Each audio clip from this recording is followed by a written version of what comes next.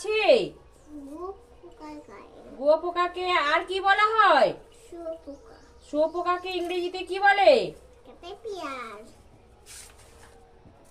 বলো, সবচেয়ে চালাক পাখি কাকে বলে?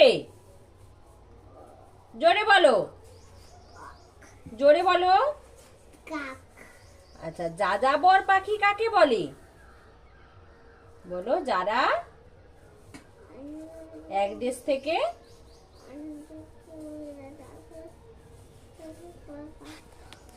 যেমন পাপিয়া আর